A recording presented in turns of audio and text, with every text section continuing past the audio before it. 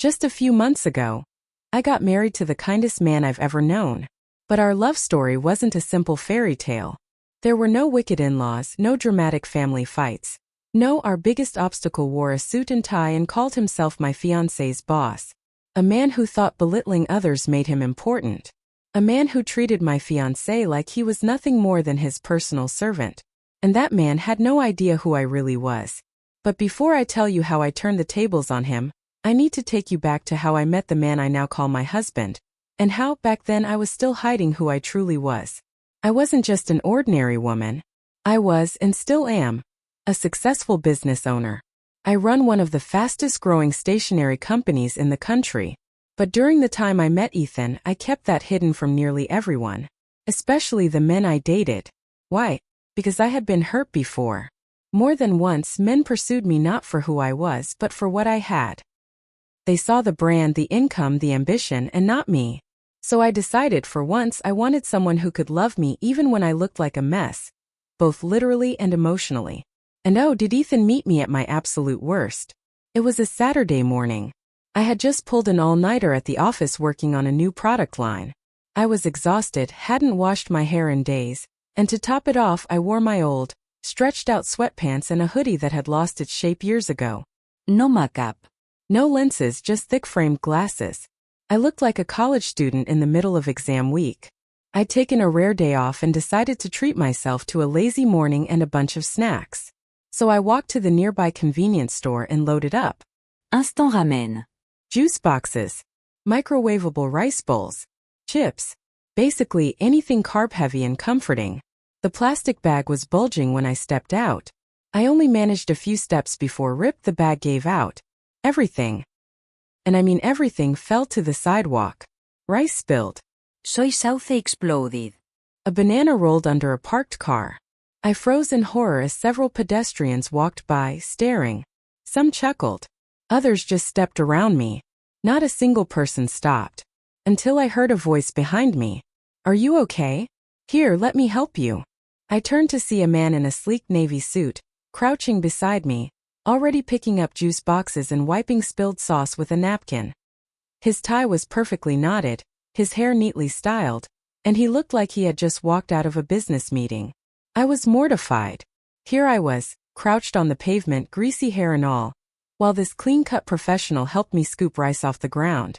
You really don't have to, I muttered, my face burning.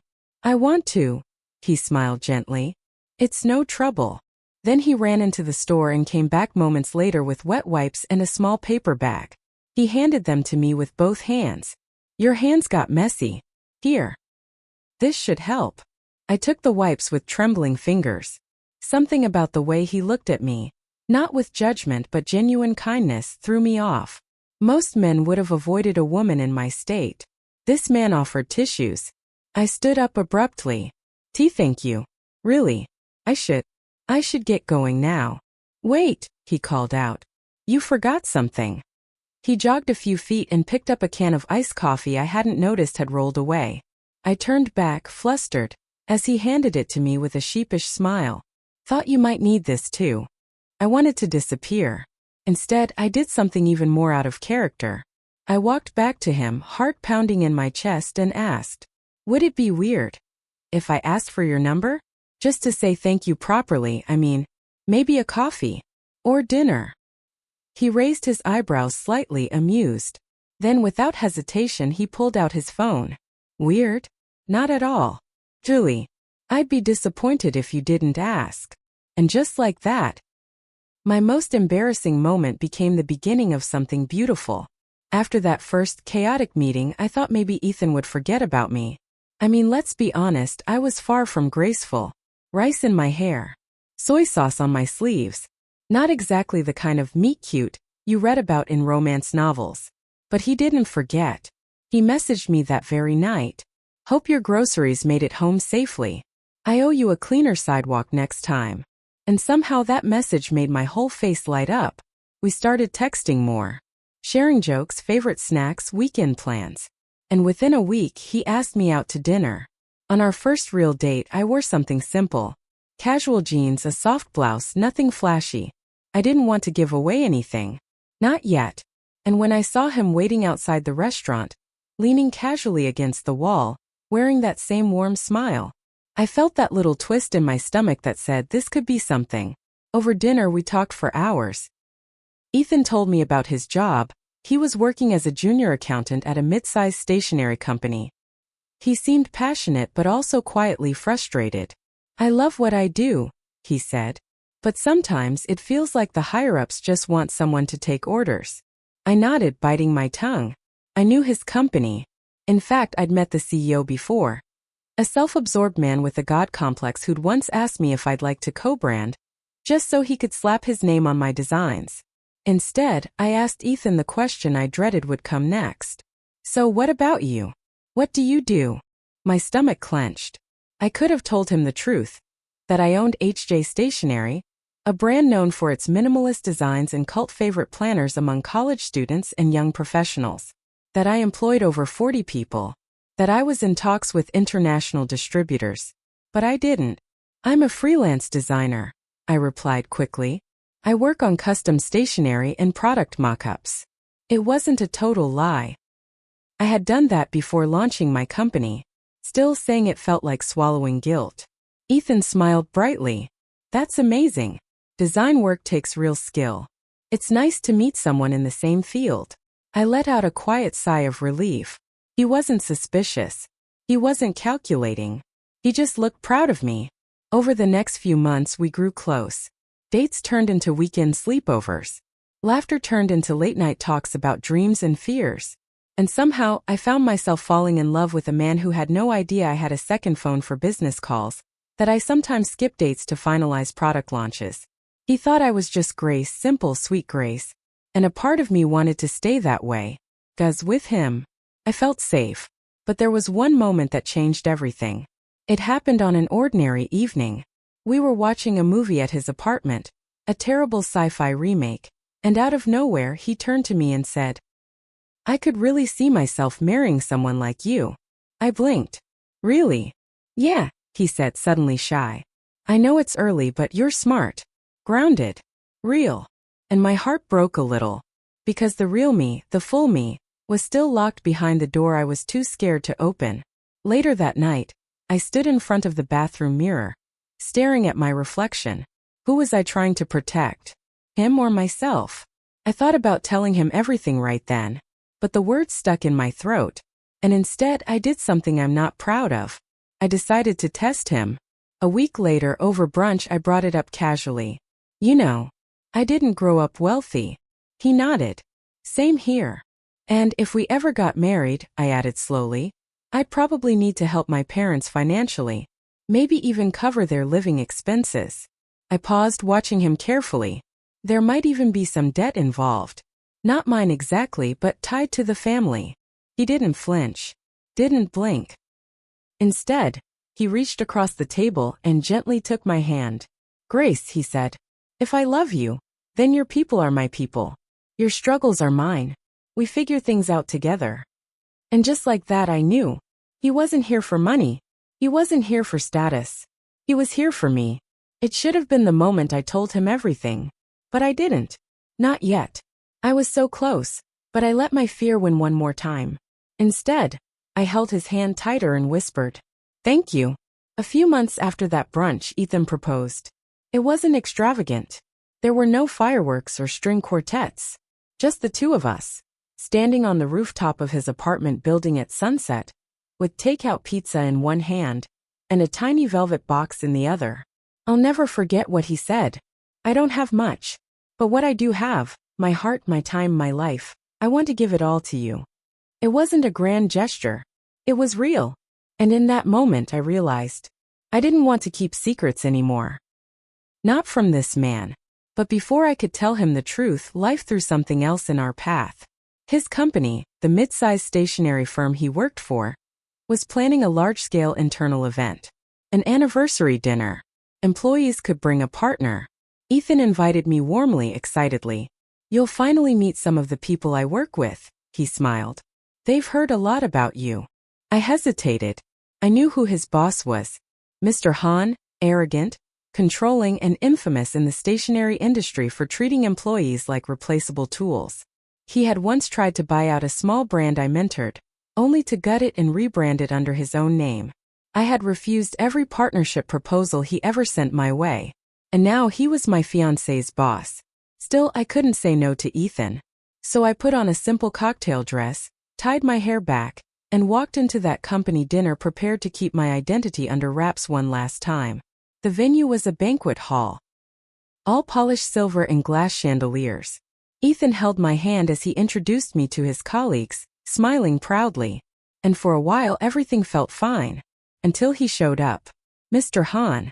Tall, silver-haired, with a smug smile like he owned every person in the room. He barely glanced at me before clapping Ethan on the back. "You made it. Finally. Come help the staff set up the projector. They clearly don't know what they're doing." Ethan blinked. "Sir, this is my fiancé." Right. Congratulations." He waved dismissively. "Now hurry, we need the slideshow running before the CEO's speech." I watched in stunned silence as Ethan hesitated, then sighed quietly and walked away, toward the stage area. No one stopped him. No one defended him. Because this was normal. Because this had happened before. I stood there, seething, as Mr. Han turned to another man and laughed. "He's lucky we keep him around. Quiet type, good with numbers, doesn't talk back." Something inside me snapped. Ethan returned a few minutes later, apologizing with his eyes. I tried to smile to act unfazed, but I was boiling inside. Later during dinner, Mr. Han interrupted again. "Ethan, can you pour water for the head table?" This time I reached for the jug first, and poured it myself. "He's off duty tonight," I said calmly, smiling sweetly. Mr. Han narrowed his eyes at me. "And you are?" I paused. There it was. The moment. The door I'd kept locked. The truth I'd buried out of fear. And suddenly I was done hiding. "My name is Grace Park," I said evenly. "I'm the founder and CEO of HJ Stationery." The fork dropped from Mr. Han's hand. A few heads turned. I pulled a business card from my clutch and slid it across the table. "You might recognize the name. We've had some emails, if I remember correctly." Dead silence. Mr. Han's face drained of color. He picked up the card as if it might burn him. I continued. "I came tonight because I respect the man you treat like a servant. The man who runs your numbers and saves your budget year after year. He is your employee, not your errand boy. So let me make this clear. If I ever hear that Ethan has been disrespected again, not only will I pull every existing partnership between our companies, I will make sure no other designer in the industry will work with you. Ever." Gasps. Murmurs. Distant whispers. One woman clapped before covering her mouth. And Ethan? Ethan just stared at me like he was seeing me for the first time. After dinner in the parking lot, he took my hand. "So, Grace Park, huh?" I nodded, heart pounding. "I wanted to tell you sooner. I was afraid." He cut me off with a quiet smile. "I knew."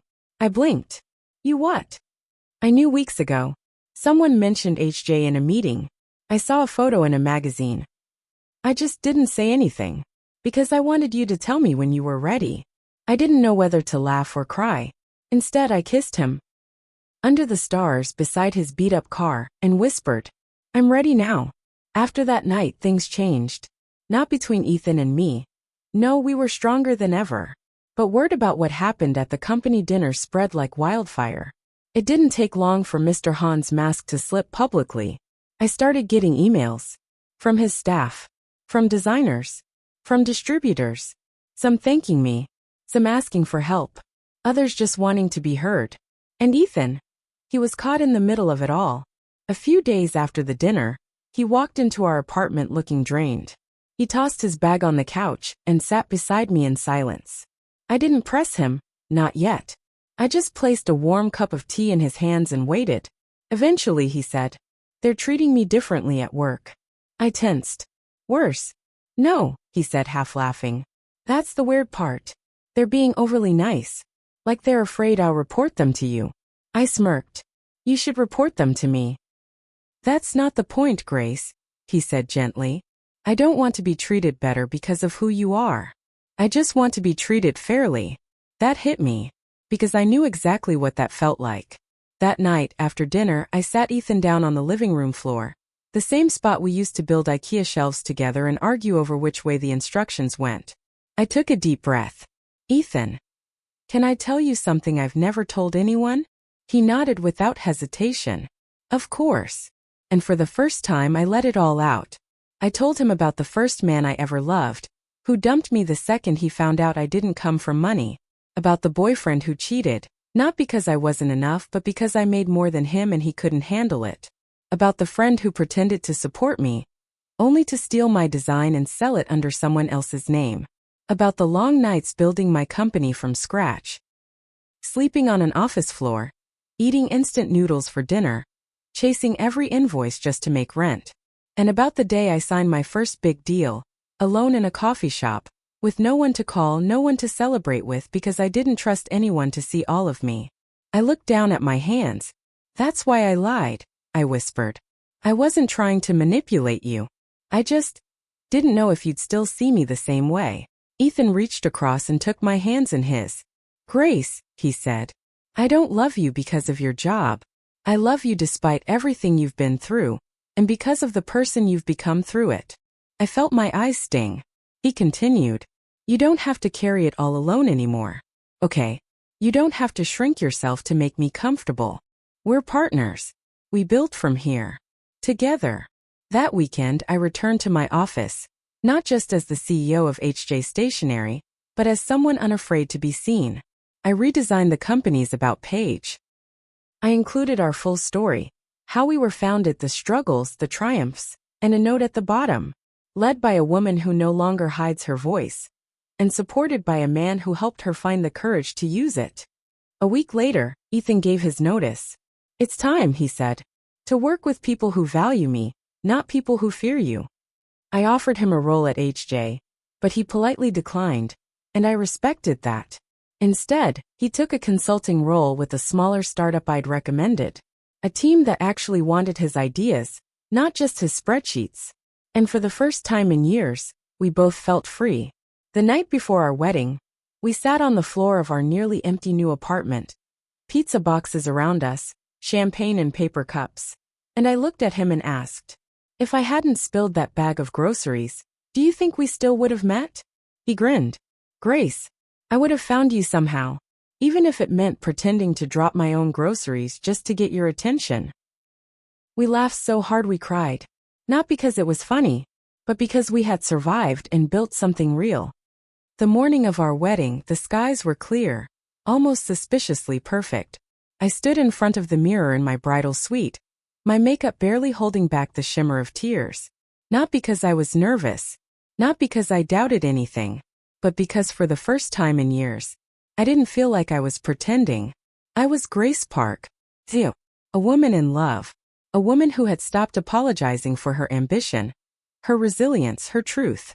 Outside, the garden venue was coming to life. Guests were arriving. Music floated in the air. Candles lined the aisle. My closest friends, most of them fellow entrepreneurs who knew exactly what it meant to build yourself from nothing, surrounded me with laughter and warmth. And then someone knocked on the door. Grace, one of my bridesmaids, peeked in. You're not going to believe who just showed up. I turned slowly. Who? Mr. Han. With a gift. For a moment my pulse jumped. But I wasn't afraid. I wasn't angry either. I was curious. What does a man like him bring when he's no longer in control? I walked out to the hallway, where he stood awkwardly in a charcoal suit, smaller somehow, like the world had stopped orbiting around him. He bowed lightly. Miss Park, he said, careful now. It's Mrs. Soon, I replied coolly. He smiled weakly. I wanted to apologize. You mean the dinner? I asked. The condescension? The years of treating Ethan like a human checklist. All of it, he admitted. He handed me a small black box. Inside was a custom fountain pen, gold-trimmed, engraved with the word, forgiveness. I closed it gently. Mr. Han, I said, forgiveness doesn't come in boxes. I know. I studied him. You know, you didn't just underestimate Ethan. You underestimated quiet strength, humility, patience. You thought those things were weaknesses.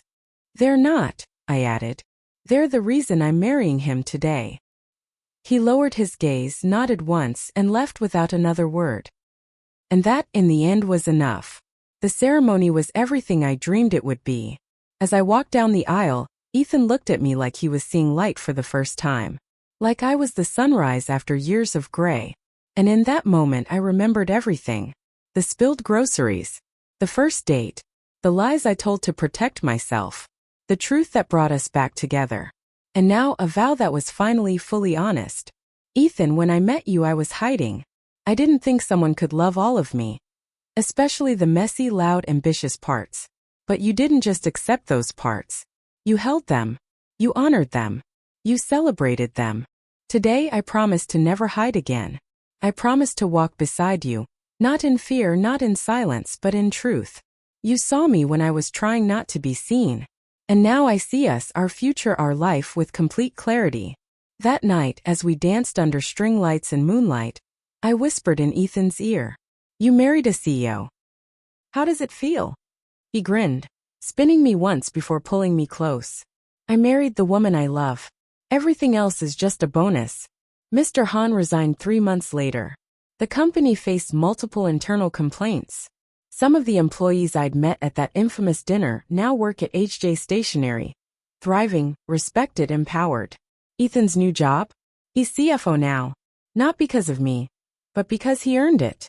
And me? I still run HJ, but with a new name on the leadership wall beside mine. Grace Park Williams, co-CEO.